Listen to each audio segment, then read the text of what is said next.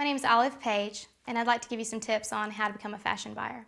Fashion buying is a really fun, exciting, very fast-paced career to have in the fashion industry. Of course, everyone loves the appeal of being able to shop all day. So some tips to really stay on the cutting edge and really just how to get your foot in the door. I would really start with keeping your eye on everything that's happening in fashion. You want to read all the time. And one thing that I always joke about is all the new computer programs that are coming out for little girls to be able to design clothes. The next generation is always behind you. And it is true, the fashion industry is, it's tough. You have to stay rolling with it. So first and foremost, just read, and it's not hard to watch a bunch of fashion shows. It's actually a lot of fun. Another thing that's really good to do if you'd like to get in the fashion industry as a buyer is enter in with a large company. Large companies like Macy's, which is part of Bloomingdale's, TJ Maxx, Marshalls, they're part of the TJX Corporation. They all do corporate training. So, you could have bachelor's in business, and just go to a job fair. I actually worked with a girl years ago at Express, and she had, I believe she was an education major, but she went to a job fair and she got spotted by Macy's, and she did their corporate training program and became an assistant buyer.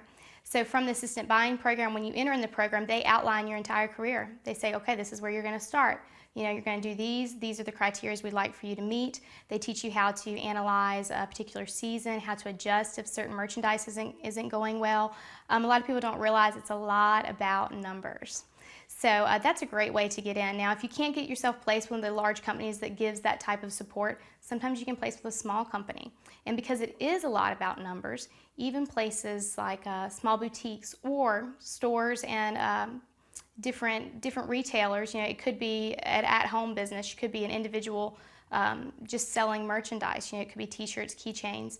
The ability to be able to keep track of what's selling, what's not, adjust, the financial end, being able to work in Excel, that a lot of times can get your foot in the door really quickly. So you may come in and say, look, I don't have specific experience in the fashion industry, but these are things I do know how to do, and here's my work record. The 5 years that I was managing, the Citgo convenience store. This is the merchandise I covered. This is how many items.